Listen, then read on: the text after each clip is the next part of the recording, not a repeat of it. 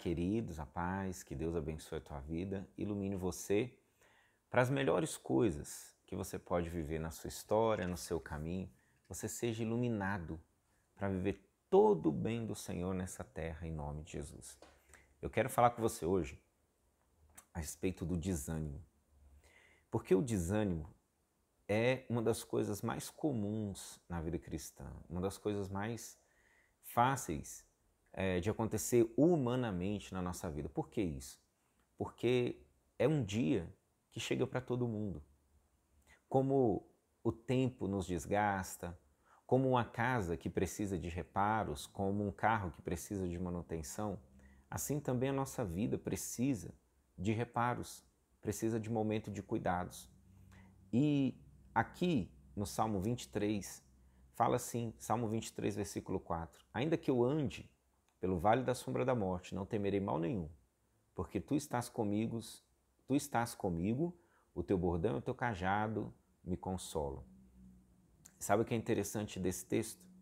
É que aqui esse salmo tem 6 versículos. E 2 versículos, 2 primeiros falam que o Senhor é o pastor e que o Senhor cuida, ele zela, ele refrigera a alma, guia pela justiça. Mas aqui o salmista sabe que o dia do vale da sombra da morte, que é o dia ruim, que é o dia do desânimo, é o dia que a alma está abatida, que a alma não vê motivação nenhuma. Esse é o dia que ele precisa da cura do Senhor, ele precisa de entender que mal nenhum ele vai temer. Só que diferente do que o salmista está falando, muitas vezes a gente teme, muitas vezes o ser humano se desgasta. Existem momentos da nossa vida que tomam tanta energia da gente por situações, por coisas que acontecem e muitas vezes a gente não está dando aquela manutenção necessária para a nossa vida. Então, precisamos entender o que precisamos nesse tempo. O que você precisa quando você estiver no desânimo? Você precisa entender que esse termo não temer diante de todas as coisas é uma confiança em Deus. Só que muitas vezes você não consegue ter essa confiança. O ser humano não consegue ter essa confiança em Deus. Sabe o que acontece? Ele incorpora esse desânimo.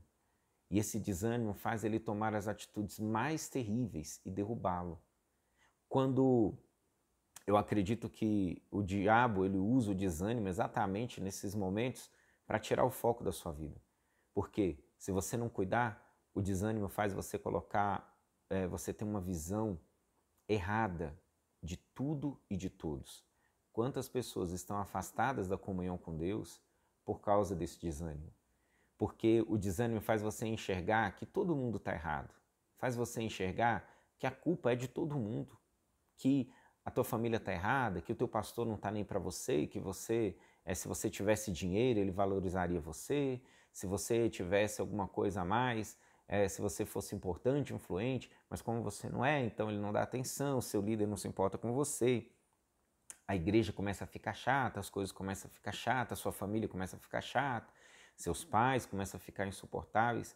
Tudo aquilo que é um pilar na sua vida começa a ser danificado por essa visão turva, essa visão errada. Tá vendo o quê? Tá vendo? Tudo pela ótica do desânimo. Quando nós estamos desanimados, querido, quando nós estamos no vale, como está escrito aqui, no vale da sombra da morte, tudo nós enxergamos com essa ótica sombria, com essa ótica ruim. E o que isso faz? Faz você sair exatamente do lugar que promove você, do lugar que te ensina, do lugar que te orienta. Faz você sair da comunhão com Deus, você fica chateado com Deus. Faz você sair da comunhão da igreja, porque você se chateia também com a igreja. Faz você se chatear com a sua família. Muitas pessoas terminam até com o seu casamento. Por quê? Porque estão chateados com alguma coisa, estão infelizes com alguma coisa. Perderam a ótica, perderam a visão. Estão fazendo errado. Querido, nós estamos chegando num período que eu vejo que esse desânimo tomou a pessoa e fez ela viver caída. O desânimo fez Jó cair. Mas ele se restaurou. Eu quero dizer para você, é hora de você levantar e se restaurar. Não fique desanimado, não fique prostrado. É hora de vencer o desânimo. Jó viu tudo aquilo acontecendo, ele ficou tão desanimado, ele culpava Deus, ele culpava as pessoas, ele culpava todo mundo e ele ficava assim, ele ficou tão triste com aquilo tomou conta do coração dele. Mas sabe o que Jó fez? Foi exatamente o que estava aqui. Jó não desistiu de buscar o Senhor, ele confiou no caráter de Deus. Deus tinha dado promessas para ele, ele confiou nelas e ele foi atrás. E sabe o que aconteceu? Ele começou a não temer, ele teve um encontro com o quê? Com arrependimento.